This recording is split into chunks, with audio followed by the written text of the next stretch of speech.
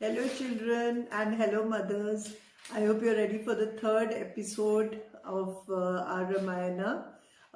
In this episode I'm going to be telling you about what happened after Ramchandra ji, Sita and Lakshman left for the forest with their charioteer Sumantra.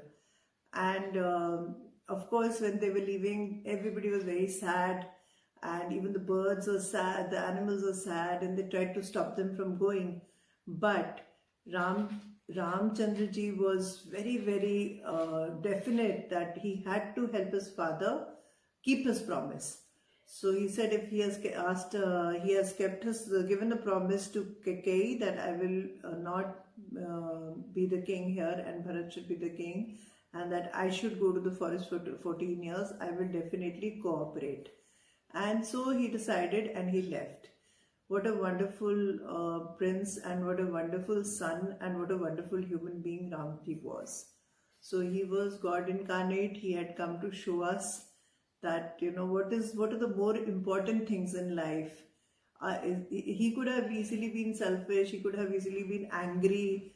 That what is this? I'm the eldest. I should be king. Why are you telling me to go? Tell somebody else to go. He could have fought and he could have cribbed or complained. He could have had a long face. He could have cried. He didn't do anything. He just accepted things as they were, and all he did was to be the backbone for his father, and he agreed to go. So this is something amazing about Ramchandra ji, and great value, kind of value is comes across through this act of his. Something which we all can try to emulate in our lives. That if there are certain things that need to be done, they just need to be done, even if they don't suit us personally. But for the larger good, we should do those things. So after Ramchandra ji went, but it was very natural for King Dashrath to be really sad, because he was his eldest son, he was the heir to the throne, and he was very fond of all his sons, and especially he was very fond of Ramchandra ji and Lakshman, and both of them had left. So he started falling ill. He was having headaches, he was stressed, and all this while Kaushalya used to take care of him. Now what happened was, one day when Dashrath was about to sleep and he was not being able to sleep, he was very stressed. So he confided a story to Kaushalya. So he told her that, what, I need to tell you something. So she said, what is it? What is the mystery? So he said, this had to happen. She said, what do you mean it had to happen? He said, when I was a young boy, once I was, at that time the royal princes and all these kings, they used to go hunting in the forests, and they would kill a deer or a lion and bring it back. It was a normal thing to do at those times. I'm talking about 5,000 years back. Now nothing of this is allowed, right? We don't kill animals. We're not allowed to kill any wild animal because animals are getting extinct. So we preserve wildlife. We don't do any such thing. And if we do anything like that, it is punishable. But at that time it was not, and it was a normal thing for a king to go hunting.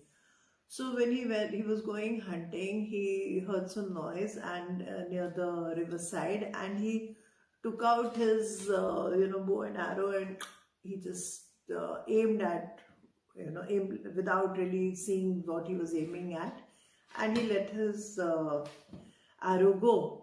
And suddenly he heard screams. So he realized that instead of an animal, he had probably heard a man.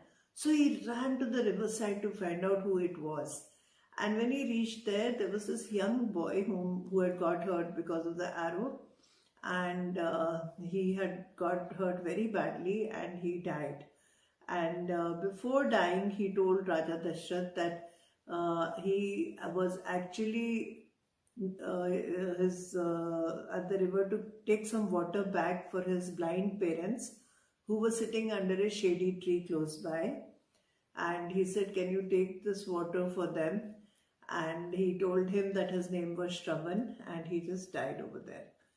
Now King Dashrath was horrified. He was very guilty.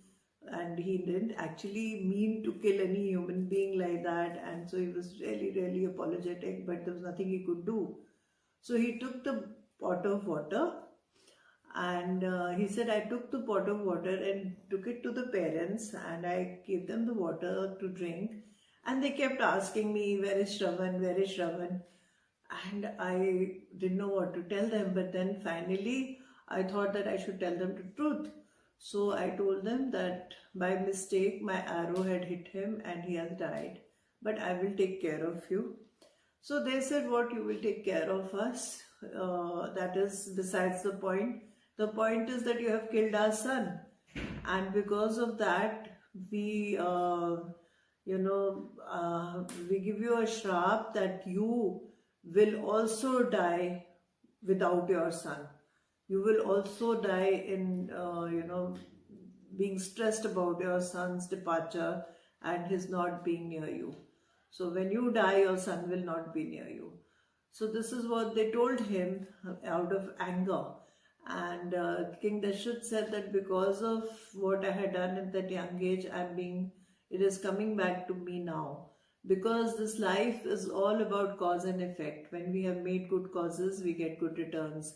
But even if a king has made wrong causes, he will get return. So life balances out everything in life. So this is another value which we need to learn. It's all about cause and effect. When we are doing the right things happen to us from the environment. If we do the wrong things, we get as a repercussion, it all comes back to us.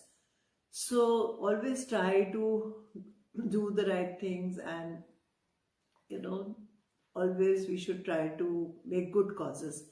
But sometimes unknowingly also we can create such causes like Lord Dashrath did. He created a major negative cause in his life, and because of that Ram had gone, and after telling the story to Kaushalya, he cried a lot, and he just slept, and he died in his sleep.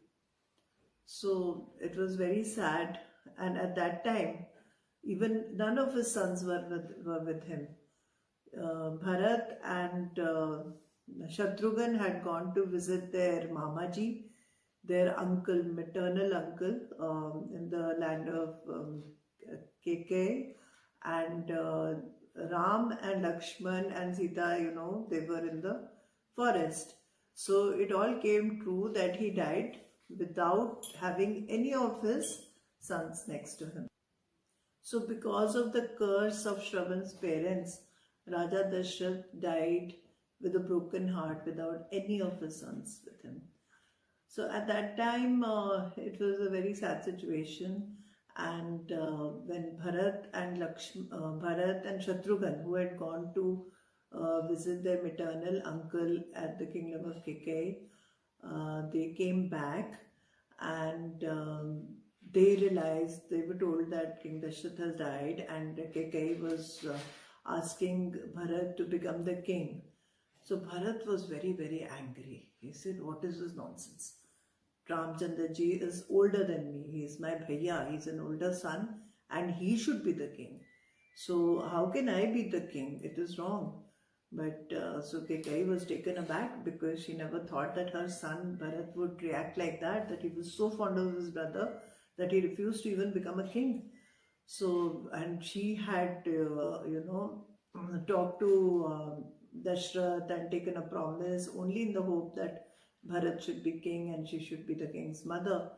So in a minute, like, Bharat cancelled all that, and he said, no, I am not going to be the king. I am going to go and get Ramchandra ji back so that he can rule Ayodhya properly. So he decided to leave and go look for Ramchandra ji.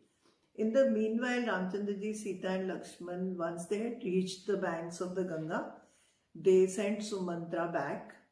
Sumantra was Raja Dashrath's charioteer, and then they crossed the river in a boat, and after that they went to Rishi Bharadwaj's ashram.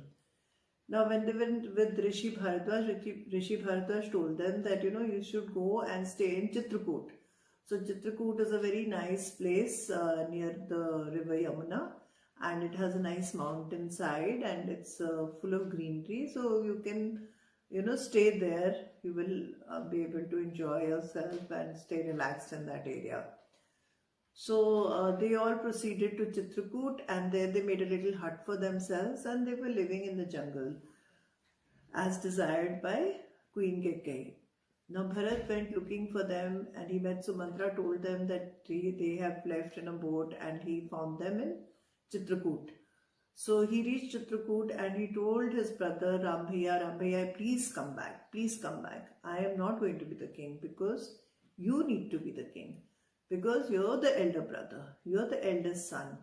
So Ramchandraji said that, our father had promised your mom that he will give her 2 wishes because she had saved his life. And I don't want his promise to be broken. And your mother has requested that I should stay in the forest for 14 years and that you should be the king during this time. So please, Bharat, go back. Now that our father is not there in this world anymore, let's respect his last commitment, his last promise, because all his life he was a man of his word. He never broke any promises, and now because of you and me, he should not be remembered as a person who has broken a promise. So let's just be, good brothers and good sons, and you go back and you take care of the kingdom because Ayodhya needs you at the moment. So since the elder brother told Bharat, he said, all right, but he said, Rambhaiya, can you give me your sandals? So Ram was amazed, why is he asking for my sandals? So he said, all right, you can take my sandals. He said, please give them to me as a blessing. So he took his sandals and he went back to Ayodhya. In Ayodhya, everybody was very, very sad because such a lovely king, such a benevolent king, King Dashrath had died, and the prince Ram and Sita, they both had left, Lakshman had left. So even the birds, animals, people, everybody was very sad. But when Bharat came back, they were a little relieved. Now what Bharat did, to his mother's disgust, was he put the sandals on the throne, and he said the Ramchandraji is going to be the king of Ayodhya now and forever, and he has told me to look after Ayodhya, which I will do as his younger brother till he comes back. But Ayodhya will be always under Ram's rule. And he put the sandals on the throne, and they were declared as the king, as Ram as the king. And then he shifted out of the palace. Can you believe it? He left all the luxuries of the palace. He made a small hut near the palace because his brother was also staying in a hut in a jungle. He made a hut for himself and he stayed there and he ruled Ayodhya from the hut. So this was the great love and bonding between the brothers, the great respect they had for each other, the kind of, to the extent they could go to, show that respect for each other. So this is so amazing in this story. So this is the kind of family bonding we should make. This is the kind of respect we should have for each other's promises, and always keep the larger picture in mind rather than wanting personal benefit in life all the time. So Bharat could have also jumped at the idea and become a king and ruled Ayodhya nicely, because that is what he was officially allowed to do, because his father had agreed to it and his mother was very much there in the palace to support him. But he did none of that. He humbled himself and he looked after Ayodhya with due respect to Ram as the king of Ayodhya. So isn't that amazing? Isn't that an amazing story? And this is a mythological story as well as a true story. And it is a story which is more than 5,000 years old. And still in this age we need to learn so much from this story. Don't you think so? So if you've enjoyed the story so far, subscribe to my channel, share and like. Do send me some comments so that I can come up with the 4th episode tomorrow for you. So enjoy the Ramayana, and if there's anything you want me to add to it, do let me know. And I'm also, trying to give it to you in brief. This is such a big epic. Ramayana is a thick epic like this. So if I miss out on any point or anything, I am really apologetic and I humbly apologize for that. But I'm trying my best to give you a short, story in story form, a complete Ramayan for all the little children, so that they get a basic overview of what this wonderful epic is all about.